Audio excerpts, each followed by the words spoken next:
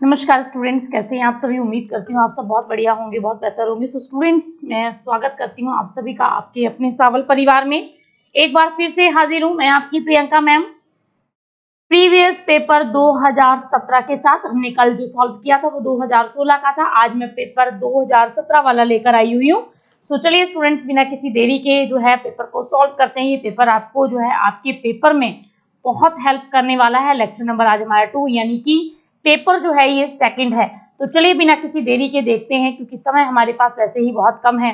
मित्र बनकर के धोखा देना किस मुहावरे का अर्थ है? पेट में दाढ़ी होना, ओखली में सिर देना, छाती पर मूंग दलना। तो यहाँ पर देखो जैसे कि निशान लगा हुआ है, ऑप्शन नंबर ए करेक्ट हो जाएगा। आस्तीन का सांप होना। गिरगिट की तरह रंग बदलने का क्या अर्थ होता है? सिद्धांतहीन होने को लिए बोला जाता है, जिसका कोई सिद्धांत नहीं होता है। कपटी मित्र के लिए निम्नलिखित में से कौन सा मुहावरा सही है? चिकना गड़ा, सफेद हाथी, बगुला भगत, भाड़े का टट्टू। तो यहाँ पर बगुला भगत, यानी कि बगुला भगत बाहर से कुछ और अंदर से कुछ और के लिए बोला जाता है। दुविधा में दोनों गए, माया मिली ना डैश, लोकोक्ति का खाली। तो दाम राम काम शाम। तो यहाँ पर दुविधा में दोनों गए, माया मिली ना राम। हथेली पर डैश नहीं जमती। तो क्या नहीं जमती? लोकोक्ति खाली स्थान में दही, बर्फ, सरसों या मेहंदी। कहावत में है कि हथेली पर सरसों नहीं जमती है। प्रत्यक्ष को प्रमाण की जरूरत नहीं पड़ती, अर्थ देने वाली लोकोक्ति कौन सी है? हीरे की कद्र जोहरी जानता है। हाथ कंगन को आरसी क्या? सावन हरे भादो सूखे, ना रहेगा बांस ना रहेगी ना बजेगी बांसुरी।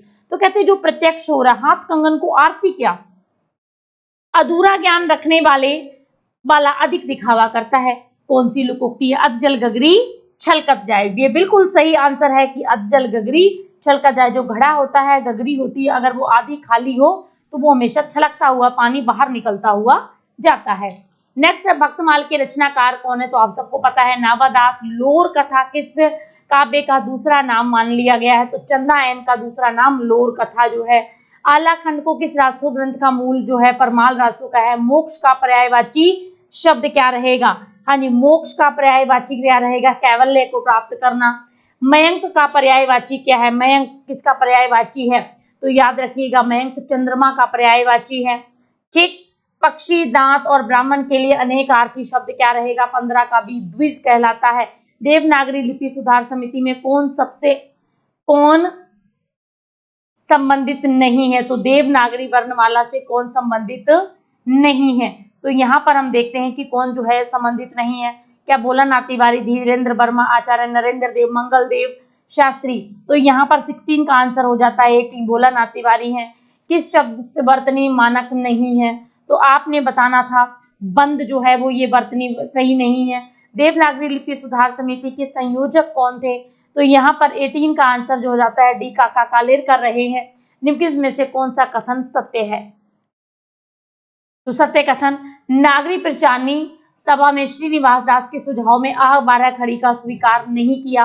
नागरी प्रचारणी सभा ने लिपि सुधार की दिशा में कोई काम नहीं किया। नागरी प्रचारणी सभा में आह 12 खड़ी को सहर्ष स्वीकार कर लिया।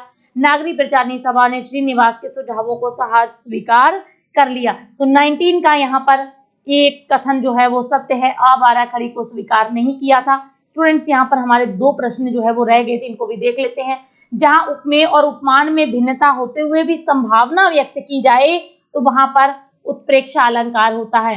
पत्रा ही तिथि पाइये बाघर के चौपास, नित्य पुण्यत रहते हैं आनंद आपे उजास में कौन सा अलंकार है?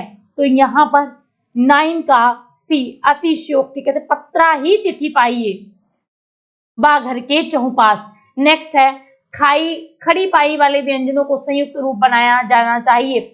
तो हलंत लगाकर, खड़ी पाई हटाकर, वर्ण की अंतिम रूपरेखा देख करके। तो यहाँ पर है खड़ी पाई हटाकर। The modern vernacular literature of Hindustan में वर्णित कवियों की संख्या कितनी मिलती है? 21 का हो जाएगा सी। 84 वैष्णव वार्ता के लेखक कौन है? तो यहाँ पर गोकुलनाथ है।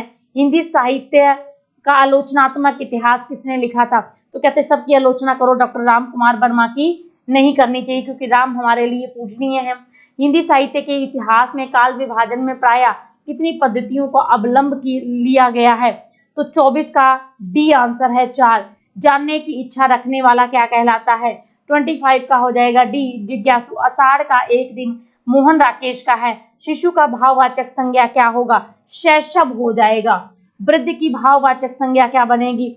27 का सी वृद्धता बनेगा। 28 का ए बाल्यकाल भी, 28 का वार्ध वाक्य बनेगा, 28 का ए। इसके बाद बात करें हम, समुद्र की आग क्या कहलाती है? 29 प्रश्न है, समुद्र की लगने वाली आग, बड़वानल। समुद्र जो है वो बहुत बड़ा होता है, ठीक। तो इतिहास का विशेषण क्या हो जाएगा? ऐतिहासिक, इतिहास का 30 का हो जाएगा भी ऐतिहासिक। ऋषि का विशेषण क्या हो जाएगा? ऋषि, ऋषि का हमने विशेषण बताना है तो 31 का हो जाएगा डी आर्ष। प्रयोग की दृष्टि से शब्द के कितने प्रकार होते हैं? तो 2 प्रकार होती हैं, स्वर और व्यंजन। नेक्स्ट है अगला प्रश्न, देखते हैं 33। विसर्ग का उच्चारण कैसा होता है? तो ह जैसा होता है। उच्चारण के स्थान पर ल कौन सी ध्वनि है?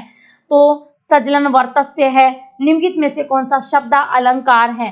तो 35 का आंसर हमें देना था, तो यमक जो है वो शब्द अलंकार है। सुषुप्ति का विलोम क्या होगा? 36 प्रश्न को देखिएगा। सुषुप्ति का विलोम क्या होगा? जागरण। सुषुप्ति यानी निंद्रा होती, सोने। जब किसी व्यक्ति वस्तु के साथ वस्तु के रूप में गुण दशा संबंधी विशेषताओं से तुलना की जाती है तो वहां कौन सा अलंकार होता है? 37 का आएगा सी, उपमा अलंकार होता है। 38 तुलसीकृत रामचरितमानस में कितनी भाषा है? तो अवधि है और 7 जो है उसमें कांड मिलते हैं। द्वैतावाद के संस्थापक कौन रहे हैं? 39 का आंसर आ जाएगा भी मध्वाचार्य है। अर्क का अनेक अर्थी शब्द क्या होगा? एक सेकंड, अर्क का अनेक अर्थी हो जाएगा सी, आकाश, कपड़ा और सूर्य। समरूपी भिन्नार्थक शब्दों में आदि और आदि, आदि का मतलब होता है शुरुआत और आदि हो जाना यानी कि अभ्यस्त हो जाना। यहाँ पर ऑप्शन नंबर सी जो है वो इसका करेक्ट हो जाता है। हाँ जी।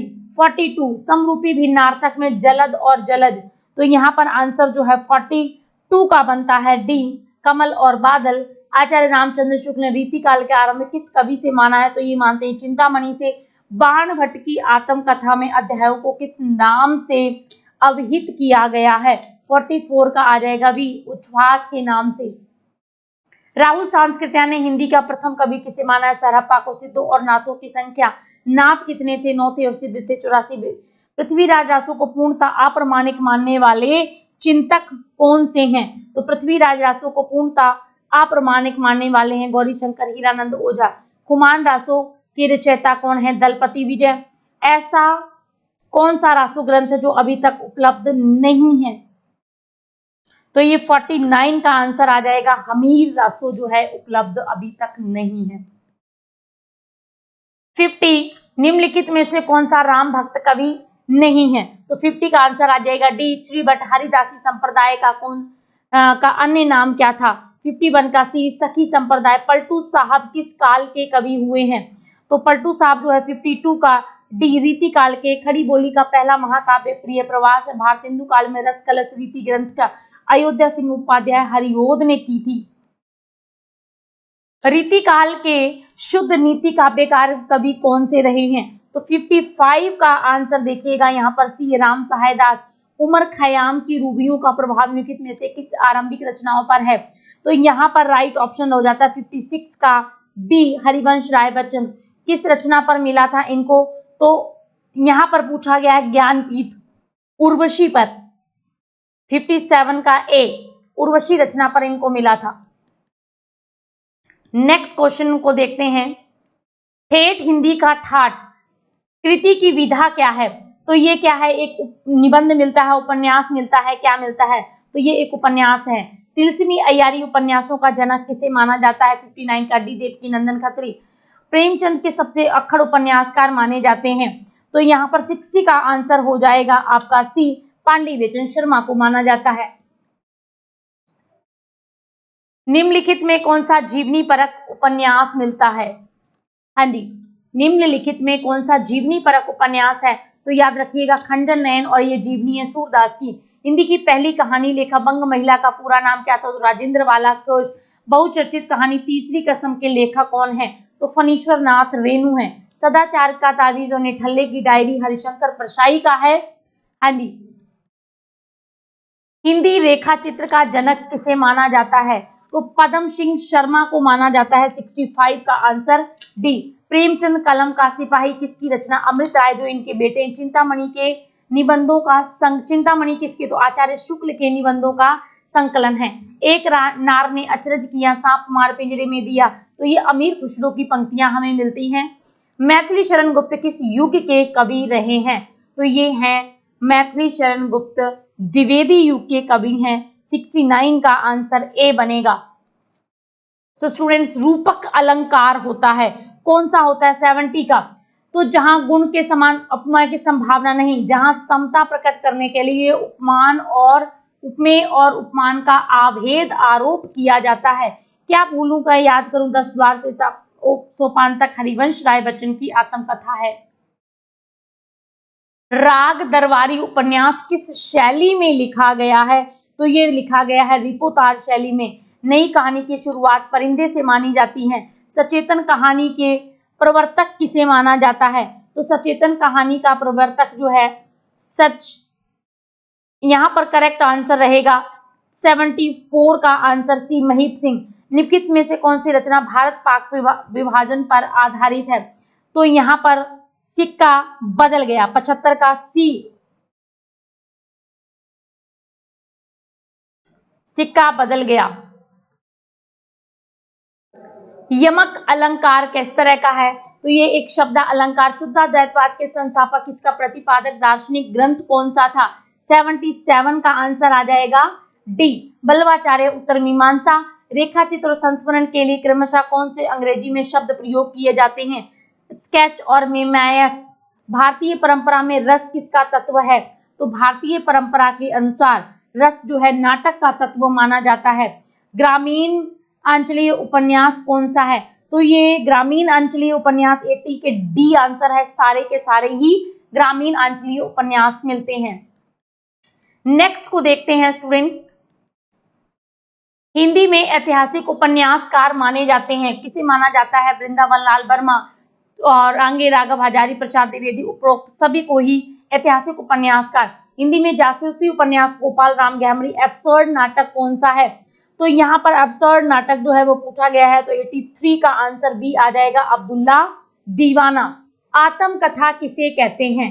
किसी भिन्न व्यक्ति द्वारा लिखित जीवन वृत्त को, स्वयं की लिखित जीवन वृत्त को, कल्पित गद्य को। तो यहाँ पर स्वयं की लिखित जीवन वृत्त को। कौन सी विधा श्रव्य और दृश्य दोनों की परिणित की जाती है? तो यहाँ पर 85 का आंसर सी रहेगा, नाटक। भोर का तारा और रीढ़ की हड्डी एकांकियां मिलती हैं। इला चंद्र जोशी किस धारा के मनोवैज्ञानिक जो हैं, ये उपन्यासकार कहानीकार जो है वो माने गए हैं? 87 का सी आएगा। नेक्स्ट क्वेश्चन, प्रेमचंद के कहानी संग्रह को प्रतिनिधि नाम क्या है? तो मानसरोवर है। नई कहानी का प्रतिनिधि रचना, एक सेकंड, थोड़ा सा प्रश्न को अच्छे से देख लेते हैं। निम्नलिखित में से कौन नई कहानी का प्रतिनिधि रचनाकार है? तो 89 का आएगा निर्मल वर्मा। 89 का आंसर धर्मवीर भारती। समकालीन कहानी का प्रवर्तक किसे माना जाता है? तो कमल। यहाँ पर गंगा जो है हमेशा समान रही है, तो राइट ऑप्शन हो जाएगा गंगा प्रसाद विमल को। प्यालियां टूटती हैं, बहुत बड़ा सवाल, तो ये मोहन राकेश का मिलता है 91 का डी। नेक्स्ट 92, निम्नलिखित में से ललित निबंधकार माने जाते हैं? तो उपरोक्त सभी जो है वो ललित निबंधकार माने गए हैं। चतुर्थ वर्ग की प्राप्ति किस काव्य स्वरूप के लिए अनिवार्य माना जाता है? चतुवर्ग की प्राप्ति के लिए 93 का भी महाकाव्य, 94 नाटक का भेद है, रूपक है, उपरूपक है, अर्थांतरास है। तो यहाँ पर राइट ऑप्शन बनेगा रूपक ए। किस काल के साहित्य में युद्धों का सजीव वर्णन प्राप्त होता था? तो आदिकाल। वह प्रथम कृति कौन सी मानेगी जिसमें संकलित पद विभिन्न राग रागनियों में बांटे गए हैं? 96 का आंसर आएगा बी, आदि ग्रंथ। हिंदी के पूर्व मध्यकाल का प्रारंभ दिल्ली के किस राज्यकाल में हुआ था? तो हिंदी के पूर्व मध्यकाल का आरंभ दिल्ली के किस? तो 97 का आएगा आंसर डी, मोहम्मद बिन तुगलक। आहार्य शब्द का क्या अर्थ है? तो 98 का आंसर आएगा सी, अभिनय से। या अनुरागी चित की गई समझाई नहीं कोई, ज्यों ज्यों बूढ़े श्याम रंग त्यों तो उज्जवल होई। तो यहाँ पर विरोधाभास जो है अलंकार है, 99 का सी आंसर है। जिस कृति में कथा, एक सेकंड थोड़ा सा इसको ध्यान से देख लेते हैं। जिस कृति में कथा का संगठन आवश्यक हो, सर्गबद्धता नहीं, जिसमें वस्तु वर्णन, भाव वर्णन, चित्र का चित्रण किया जाता है पर कथा का विस्तार नहीं, उसे क्या कहते हैं? तो उस रचना को हम कहते हैं खंड काव्य। सोरठा छंद कौन सा होता है? जो दोहे का उल्टा होता है, यानी कि जिसमें 11 और 13 मात्राएं होती हैं। यहाँ पर लिरिक पोइट्री हिंदी के लिए रूढ़ हो चुका है, तो 102 का आंसर रहेगा डी, गीति काव्य के लिए। समस्या पूर्ति किस काव्य की पद्धति? तो भारतेंदु युग की ये काव्य पद्धति बनकर उभरी थी। नेक्स्ट स्टूडेंट्स, श्रृंगारिकता किस काल की प्रमुख प्रवृत्ति रही है? रीति काल की रही है। ठलुआ क्लब के रचनाकार कौन है? तो ठलुआ क्लब 105 का आंसर रहेगा सी, बाबू गुलाब राय। सर्वांग निरूपक आचार्य हैं, तो सर्वांग निरूपक 106 का डी, सोमनाथ को माना गया है। नीति और आदर्श किस काल युग के प्रमुख प्रवृत्ति रही है? 107 का आंसर आएगा सी, द्विवेदी। करत करत अभ्यास के जड़मत होत सुजान रसरी आवत जाते में कौन सा छंद होएगा? तो यहाँ पर जो छंद बनता है 108 का बी, दोहा और रोला मिलकर के कुंडलिया बनता है। एग्जीक्यूटिव का हिंदी अर्थ क्या होगा? 110 का आंसर रहेगा सी, आदिवासी। मैथिल कोकिल के नाम से प्रसिद्ध हैं, तो यहाँ पर मैथिल कोकिल के नाम से जाने जाते हैं विद्यापति। ईस्वी और सन में कितने जोड़ने पर संवत बनता है? ठीक, तो यहाँ पर 57 जोड़ने से। आलवार संतों की संख्या थी 12। जायसी की किस काव्य में देवनागरी की वर्णमाला? अखरावट। तुलसी, नेक्स्ट देखिए 115, तुलसी ने कलयुग का वर्णन रामचरितमानस के किस कांड में किया है? तो उन्होंने उत्तर कांड में किया है। सितारे हिंद किस लेखक? राजा श्री प्रसाद सितारे। मनुष्य ही साहित्य का लक्ष्य है, 117 का सी, हजारी प्रसाद द्विवेदी। गोबर गोदान का पात्र है। कामायनी में कुल 15 सर्ग मिलते हैं। निम्नलिखित में मुक्ति बोध की रचना कौन सी है? अनुभव के चांद का मुंह टेढ़ा है, बहन कर सको जनमन मेरे विचार, वाणी मेरी चाहिए क्या तुझे अलंकार, किसकी पंक्तियां जो हैं हमें मिलती हैं? तो 21 का होगा सी, सचिवालय कैसा शब्द है? तो यहाँ पर 122 का योग रूढ़ है। रेडिएशन के लिए कौन सा हिंदी शब्द सही होगा? 123 का डी, विकिरण के लिए कर प्रयोग किया जाता है। बायोस्फीयर की हिंदी क्या होगी? 124 का बी, जीव मंडल। एंटीबायोटिक का हिंदी में क्या राइट ऑप्शन बनेगा? 125 का प्रतिजैविक। और कॉस्मोलॉजी की हिंदी क्या होगी? 26 की ब्रह्मांड विज्ञान। मृतिका शब्द जो है किसका है? तो मिट्टी से बना है, मृतिका। ठीक है जी, मिट्टी से बना है मृतिका। टेक्नोलॉजी के लिए हिंदी शब्द है 128। टेक्नोलॉजी के लिए सी बनेगा, प्रौद्योगिकी। एलिजिबिलिटी पात्रता, बिना, सिवा, समान, तुल्क, सरीखा जैसे इत्यादि शब्द क्या कहलाते हैं? के, बिना, श्रीखा। ठीक, तो 130 का आंसर बनेगा डी, संबंधवाचक। जब संज्ञा सर्वनाम और विशेषण के साथ विभक्तियां लगे और उन्हें धातुओं के प्रत्यय लगे तो उन्हें क्या कहते हैं? 131 का ए, पद। वाक्य में क्रिया का कर्ता से, सर्वनाम का संज्ञा से, संबंध का संबंधी से, विशेषण का विशेष्य से संबंध क्या कहलाता है? 132 का होगा बी, अन्वय। प्राण तत्व के आधार पर प्रत्येक वर्ग का दूसरा और चौथा व्यंजन महाप्राण होता है। लिपि के चिन्हों के सार्थक क्रम और विन्यास में लिखना क्या कहलाता है? वर्णमाला कहलाता है। ऑप्शन नंबर 34 का सी रहेगा। एक सेकंड, सी आएगा, वर्तनी। मानक हिंदी में प्रसर्ग संज्ञा किस प्रकार से लिखे जाते हैं? 135 का भी अलग। स्त्रीलिंग संबोधन में संस्कृत की तरफ प्रयुक्त होने वाले शब्द जैसे शकुंतले, सीते, राधिके शब्द मानक हिंदी में क्या है?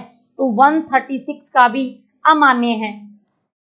137 निम्नलिखित में मानक वर्तनी वाले शब्द का चयन करें, तो कौन सा इसमें सही लिखा हुआ है? 77 निम्नलिखित में शब्द मानक वर्तनी वाले कौन सी है? तो 28 लिखा जाता है, 138 का सी रहेगा। एक सेकंड, सही है 28।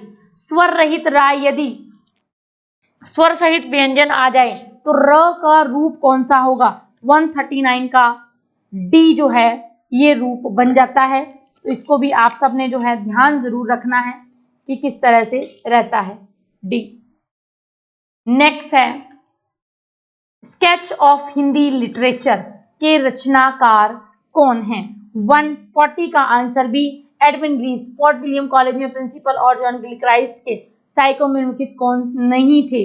तो राम प्रसाद निरंजनी इसमें जो है 141 में नहीं थे। केवल मनोरंजन ही कवि का कर्म ना होना चाहिए, उसमें उचित उपदेश का भी मर्म होना चाहिए, ये कहा था मैथिली शरण गुप्त ने। छायावाद के लिए छायावाद शब्द का सर्वप्रथम प्रयोग किसने किया था? मुकुटधर पांडे ने। पसीने से पैदा होने वाले के लिए एक शब्द क्या होगा? स्वदेश। तो 144 का बी। डायरी के लिए स्वीकृत शब्द कौन सा है? दैनंदिनी। 45 का सी। हाँ जी, हिंदी की किस पत्रिका में डायरी विशेषांक प्रकाशित किया गया था? तो ये बहुत ही उम्दा प्रश्न है। लहर पत्रिका में। दशरथ सुत तुम लोक वखाना, राम नाम का मरम ना आना, ये कहते हैं कबीर जी। क्या अमरों को लोक मिलेगा तेरे करुणा का उपहार, रहने दे हे देव अरे यह मेरे मिटने का अधिकार। महादेवी वर्मा। सहज उद्देक नम्र उमेश सदा स्फूर्ति स्वच्छंदता अनाडंबर किसकी विशेषताएं हैं? तो 149 का सी। गीति काव्य गुरु नानक देव जी के पद किसमें संकलित हैं? श्री गुरु ग्रंथ साहिब में जो है संकलित है। Option number B. So students, ये था आपका जो प्रीवियस पेपर जो 2017 में हुआ था। उम्मीद करती हूँ आपके फाइनल जो पेपर है उसमें आपके लिए बहुत हेल्पफुल रहेगा। ठीक है, more information regarding coaching other subject आप हमें कांटेक्ट कर सकते हो। कांटेक्ट नंबर आपकी स्क्रीन पर फ्लैश ऑलरेडी हो रहे हैं। ठीक, सो हमें संपर्क करने के लिए आप हमें कांटेक्ट भी कर सकते हैं और आपके पेपर के लिए good luck, all the best. ठीक है जी, सावल परिवार की तरफ से आप सबको आपके पेपर की ढेरों शुभकामनाएं और आप सभी पेपर बहुत बढ़िया तरीके से करके आए, एक अच्छी खबर के साथ आए, यही हम सब आपसे आशा रखते हैं।